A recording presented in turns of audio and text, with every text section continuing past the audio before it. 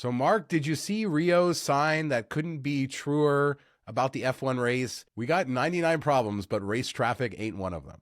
It's kind of genius, and I'll give their Twitter group or their social media team credit. They've come up with some good stuff over the time, but they still haven't done a picture of them holding a sanitizer bottle for $3 or whatever. They missed the boat there. They could have pulled that off. It's such a dirty place. They probably ran out, Shawn. Oh, God.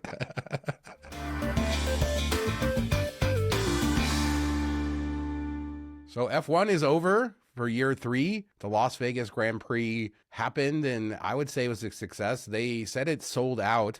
I checked StubHub a couple hours before, and there were very few tickets, meaning that even on the secondary markets, tickets were largely gone. We do know that probably hotels and stuff bought up tickets, but whatever, it officially sold out. The weather was definitely better. It was rainy and cold for some of the qualifying and stuff, but the race went off without a hitch. Max Verstappen got his 69th win. So good on you, Las Vegas. 69. That's like a ton of wins. I wouldn't think that any driver has that many wins. Vital Vegas got all crazy about that for obvious reasons.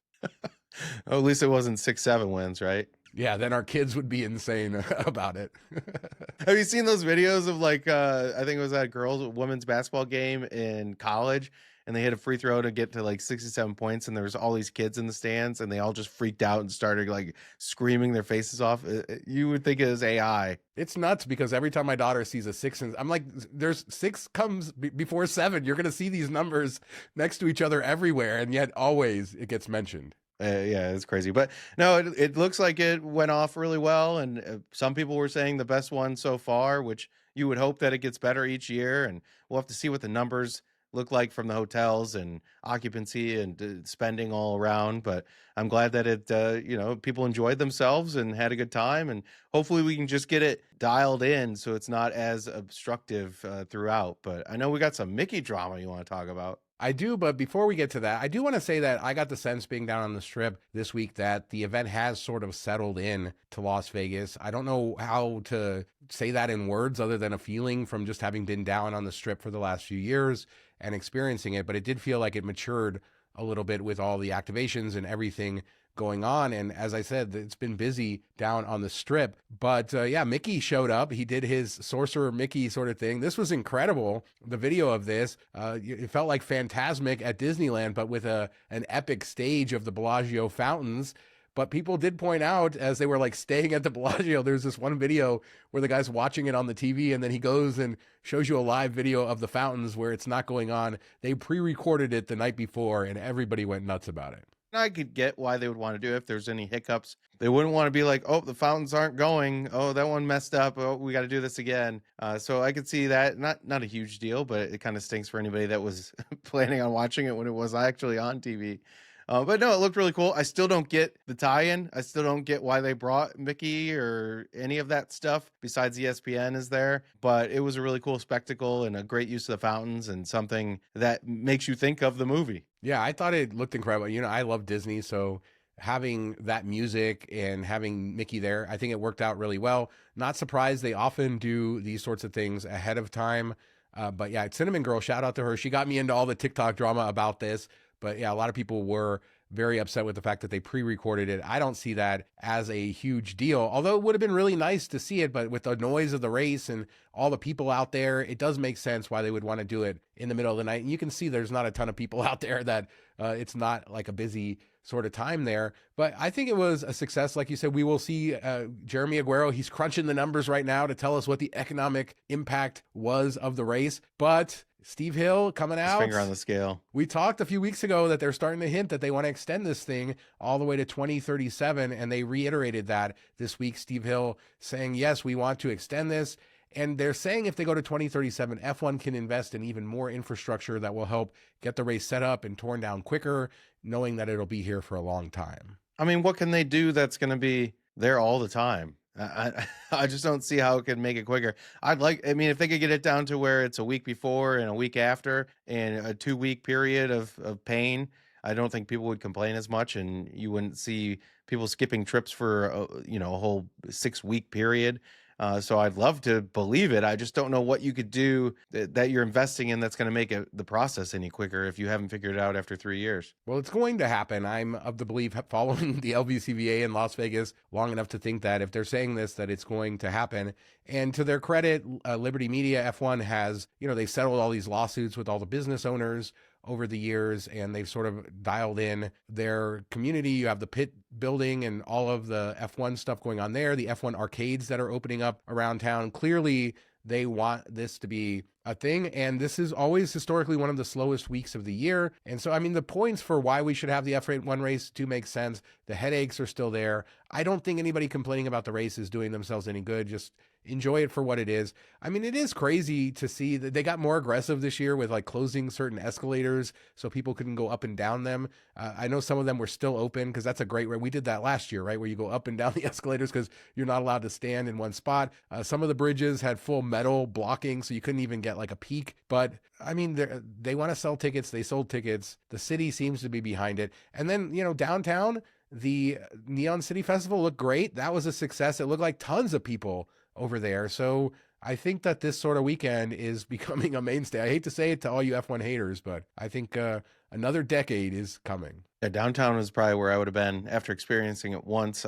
That's good enough for me. But the fact that they're being so cheap about it and, shutting down escalators for people that are just trying to walk around the strip that don't care about F1, you're inconveniencing them because they maybe get like a 2-second peek at the race and see a car make one turn. It just seems over the top, and I'm sure they're trying to, that's their excuse to get people moving and not having people go up one way and then down the other way, which I didn't think it was a massive amount. Like, we were walking around, we happened to go up and down and saw some things, but we were trying to get elsewhere. I didn't see anybody just doing like a massive loop around and around trying to watch. It would be stupid and pointless. Once you see a little bit once, that's all you're going to see. So I just don't understand why they're going to these lengths and to go over the top, trying to block people from getting even a speck of the view. Why don't you let them experience a little bit of it? And maybe they'll buy a ticket the next year. Yeah, and the escalators were shut, like in the Caesars Palace area the whole week. Every escalator on every bridge was shut down very purposely. They had like caution tape, and I don't know what's going on with that, but the city officials love it. It did seem like a fun event. Mickey showed up. Come on, we finally got Disney in Vegas, and we got to give F1 credit for that. Well, they all got like $10,000 packages. That's why they love it. Yeah, and hopefully lots of shoeies. I will say we made a joke about the shoeies on the last show, but that Vegas Vicky design, we didn't mention that specifically. Yeah, I really that was my thought favorite. It was cool. Yeah, it was beautiful. A portion of the show is sponsored by Greg Shaft from Barrett Financial. Greg is the mortgage provider of MTM Vegas. Purchase, refinance, all your mortgage questions. You can call, email, scan the QR code. Greg is so friendly. He's going to help you out. Friend of the show, give him a chance to win your business. So Black Friday is coming up, and while I'm sure everybody's on deal overload, I just want to remind everyone that there is a cyber sale going on for Las Vegas through December 5th, kind of tied into that. And that old website for Las Vegas where they have all the deals, that's where you're going to find it. So I'll put a link down in the description. Lots of discounts on hotels, sometimes credits, sometimes no resort fee. Very similar to the sales we saw in the last couple of months, but definitely still going on. Yeah, and just be sure to check your Players Club and see how it compares, because I bet you a lot of the time you could beat these deals going through that with any play on your account. You'll probably get a better setup there. I don't think that these prices are going to be any better than what we've seen normally, $20 rooms and stuff like that. Yeah, I think that the moral of the story here is just bookmark this site, check it. If there was any deal that was so crazy that I thought it was worth mentioning, I would do it here. These are all pretty pedestrian with what we've seen in the last couple of months with these big sales. So definitely better than we were seeing 6-9 months ago. But if you're planning a trip, you should do that. And Thanksgiving is also coming up this week, Mark. And Dizzy Devil asked, when are we going to review the restaurant offers for Thanksgiving in Vegas? And for people who aren't from Vegas, maybe you don't know that it's a big holiday here. For locals will go out, but so many of the restaurants have specific prefix meals for Thanksgiving. Tons of deal. I mean, there's so much to go into. I did find an article on visitlasvegas.com that has a great selection of the Thanksgiving stuff, so I will put that out there. I've done various things over the years. My favorite Thanksgiving memory was a couple years after we moved here. My family and I went to Maxim, which is currently the Westin, but to the buffet there for Thanksgiving. Used to be a scandalous magazine back in the day, too. It was a better magazine than it was a casino, I'd say. All people our age knew that as a 12-year-old boy. But I was wondering if this was kind of a thing to Vegas because so many people are traveling and so many places are open. If they're like, screw it, I'm not going to make a Thanksgiving dinner. Let's all go out to dinner and do it that way. I think that's kind of unique and something kind of fun. Yeah, and a lot of places also do the to-go thing where you can get the meal and bring it home. I know Hank's, for example, at Green Valley Ranch, that looked really good. It was like $3.50 for 10 people, but from a nice steakhouse, one of the nicer steakhouses in town. You know, Binion's, if you want to go on the cheap end, I saw this one, $23 at the coffee shop there for your full turkey dinner or ham with dessert, everything else like that. At the steakhouse, their Thanksgiving is only $45 and it includes gourmet salts. So there you go. We needed a social media post for this. Oh, we got one. There's some beautiful menus. Yeah, they did it good. We got some beautiful 90s era social media. Yeah. Perfect.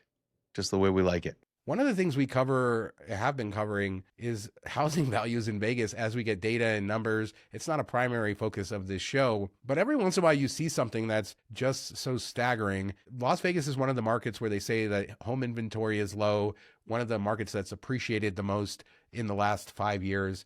And we can kind of see that with the lead center for real estate at UNLV doing a study of how many investors are buying houses in Las Vegas. And as you can see over the years, it has gone up to a crazy amount. In 2022, 29% of sales were investors. It's down to 23% now, but it shows you why maybe a lot of these houses aren't hitting the market. Yeah, it's crazy. More than one out of every 4 houses sold is to an investor, and that's just driving up prices for people that want to live there. The good side of things is maybe it does open up more rentals for people that are looking to rent, so that's helpful. I'm not even sure if some of these aren't being bought and just sat on and artificially driving up prices. And when you really look at the numbers like 2021, 2022, where the boom was really going on everywhere, but certainly in Vegas too, the numbers are just staggering in those 2 years of how much was bought, like double what it was bought by investors before COVID in years. So it doesn't make a lot of sense. And there's got to be something done because it's just going to drive people out of Vegas that can't afford to live there. There was a bill in the special session to address corporate ownership of homes, and the legislators failed to pass that, and they should be ashamed of themselves for what has happened here. I've had discussions with many people. I'm just some guy on YouTube, but I know a thing or two about this, and let's just say that it has been a net negative for people in Vegas. And the reason we have a shortage is not because there aren't houses, it's because the houses that used to get sold are now just staying off the market as permanent rentals. Your permanent landlord is these corporate investors. While this is a more dry topic, people should pay attention to this. Nevada tried to be one of the first states to pass something to at least try to address this, and that didn't work. Yeah, they all got F1 tickets. I mean, come on, Mark. You gotta, everybody has a price.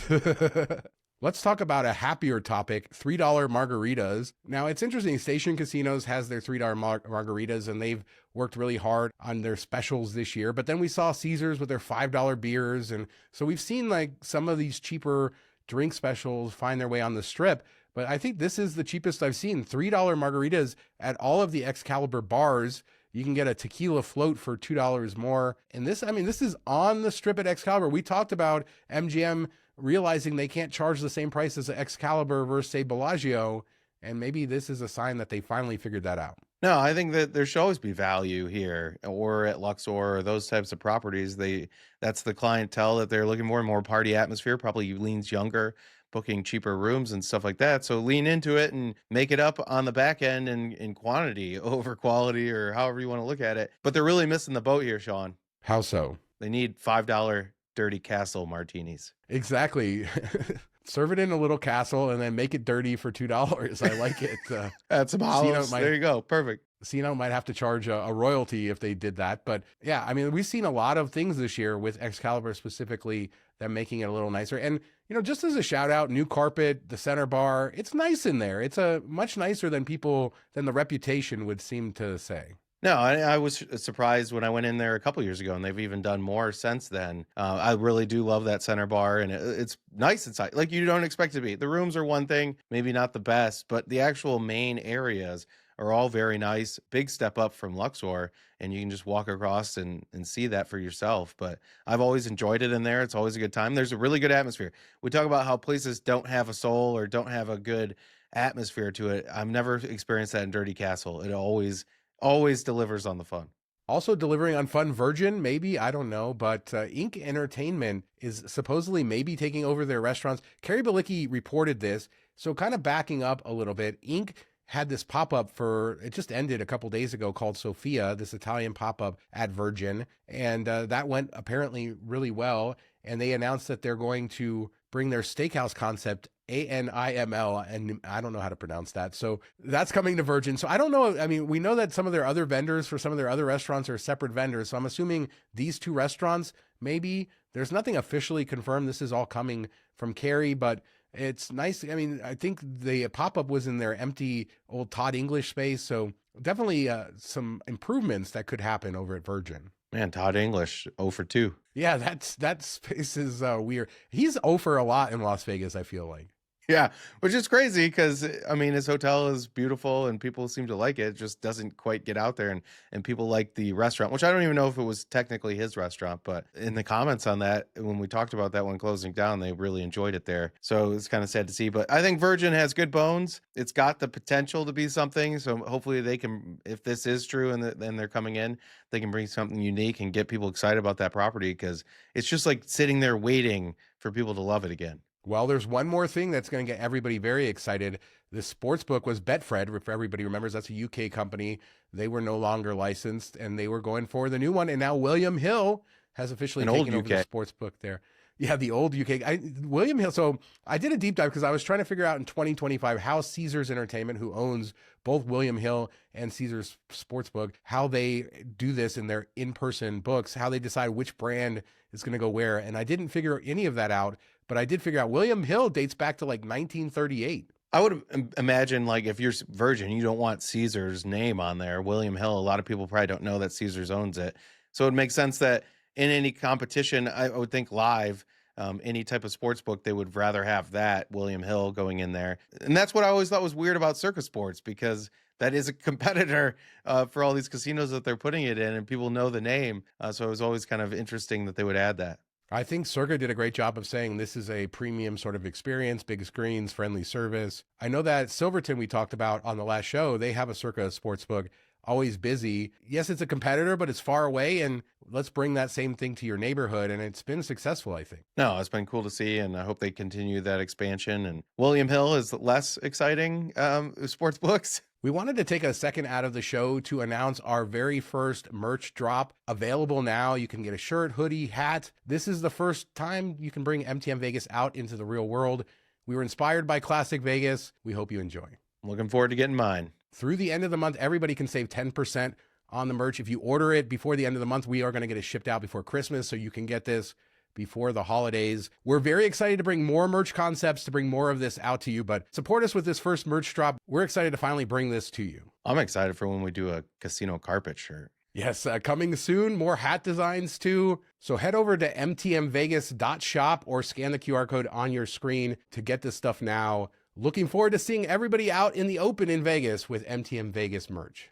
So you alluded to this on the last show, the Resorts World kerfuffle, and basically advantage players getting backed off. Or was he counting cards? He was saying he lost $2,000 at blackjack. You know I love that word.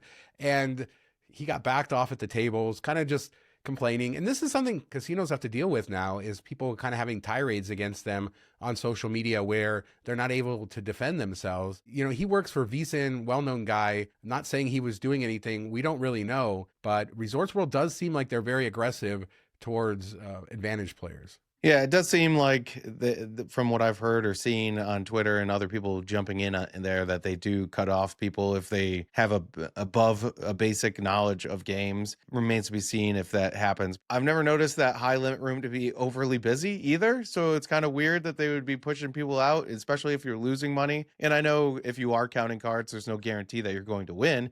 You just kind of push the advantage your way, but the cards are the cards. So maybe he was just like in that part of being an advantage player, but $2,000 doesn't even seem like enough to be concerned about if you're them. Yeah, I wonder if it just came that they figured out who he was and he just happened to be $2,000 down, and that was when they figured out, okay, we want to get rid of him. He says to everyone visiting Las Vegas that thinks they have an edge at any casino game, please know they will ban you no matter if you win or lose, apparently.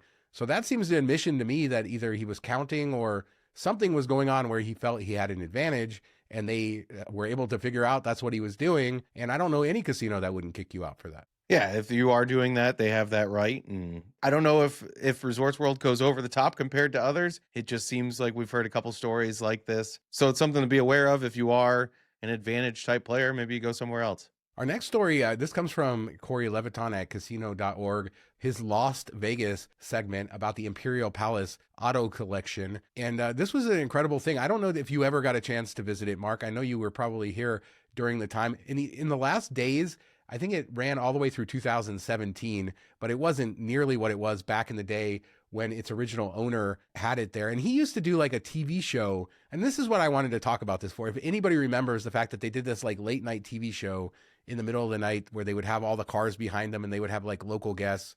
But I guess the most disgusting part of this whole collection was his obsession with 1930s and 40s era Germany, if you know what I mean. Yeah, that's kind of weird and random, and I'm kind of surprised that it was going on, and the parties that it sounds like they threw and dressed up in chants. Yeah, it's just not the best look. But I did not get to go to Imperial Palace. I did get to experience the quad, a very short-lived rest in peace quad. Every time I say this, I try to go back and find a picture of my last day at Imperial Palace before it got switched over. And the quad, for people who don't know, was the interim name for Linq. So what they did was they renovated the whole casino of Imperial Palace and they changed it to the quad, but they didn't have money to do the rooms. So it still had the old IP rooms with a new casino. That was the quad. Then once they did the rooms, it all got renamed to Linq. And but anyway, the old IP, they had like the thinnest sheets, cigarette burns everywhere. And apparently I didn't take a picture. I so wish I had a picture of that room. It was so bad. I think the quad actually fits really well there. I think that name should have stuck. I know with the Linq High Roller, and that's why they leaned into it, but who cares? The High Roller is whatever. But I think the quad, like kind of like a dorm, a college hangout. It's always super young kids, always kind of a party atmosphere. I like the quad. I wish it was still the name. Speaking of the college atmosphere, the young hip atmosphere, Disco Show, I got a chance to go to Disco Show. And people remember that was part of my free suite with Caesars. I booked their villa mistake rate and I got a free suite for a couple nights, free show tickets and some food and beverage credit. So nothing that they gave me for any reason other than their mistake. But Disco Show, I really loved the show. I've seen tickets for like as low as $69. I think the normal price $93. It depends on the day. The value, any show in Las Vegas is probably expensive, but let's talk about the experience here. So everybody's probably seen the Disco Show entrance off of Linq's floor, and it has the big sign, and you go through this like glitter tunnel, which is like disco stuff, and then you end up in the 99 Prince Bar. So this is the first bar you land in. It's kind of like a speakeasy sort of concept. They do have entertainers who will be down here as well, and I think you can get some light food and stuff, but this is on the casino floor. When you're done there, you're going to go get in an elevator and go up, and then you end up in the Glitterloft, and this is the area that's sort of outside of where the stage is, and you have pre-warm-up entertainment, and this is also where their steakhouse Diner Ross is.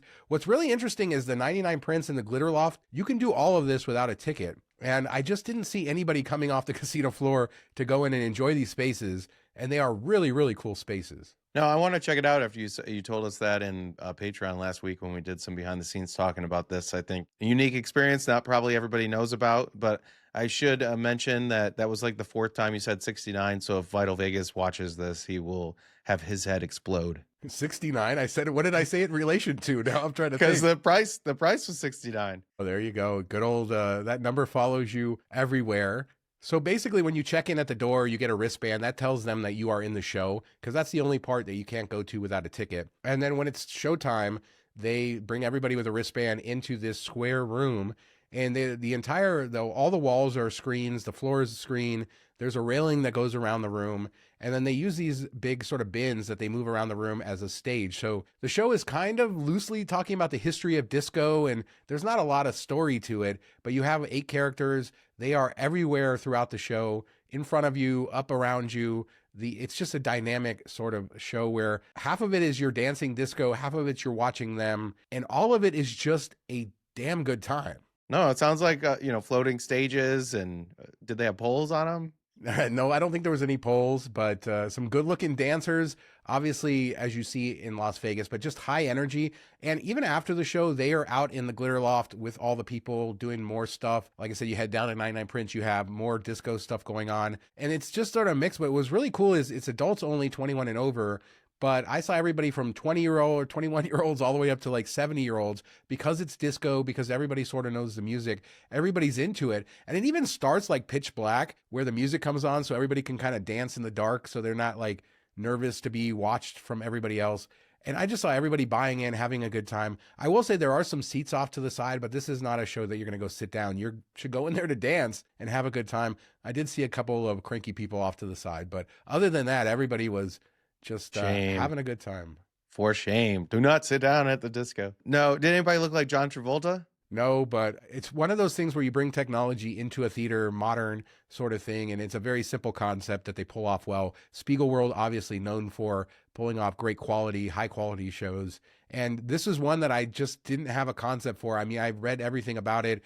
I knew how it sort of worked, and it was much better than even I was anticipating. So highly recommend Disco Show. No, it sounds like a good time and less interactive than I think you were worried about, which, some people are excited about and other people would probably be turned off if it was like fully interactive, like the wedding show and stuff like that. So, and I love that you can go into those two bars and kind of get a little bit of the experience, see the performers a little bit, get a taste for it. Maybe that's the way you do it. If you think this sounds interesting, go there, check it out, see if you like the vibe, and then you could buy tickets after that. Yeah, and cocktails were like $15. Beers, I think $9. I got a $9 non-alcoholic beer, which almost killed than me. Laughlin. Yes. So, I mean, the prices aren't crazy. I recommend anybody go there. Just tell the people at the door that you want to go check out the bars. The show is 70 minutes long. Our show started at 7, so it was over at 8:10. I was hanging around there till about 8:30 in order to film stuff.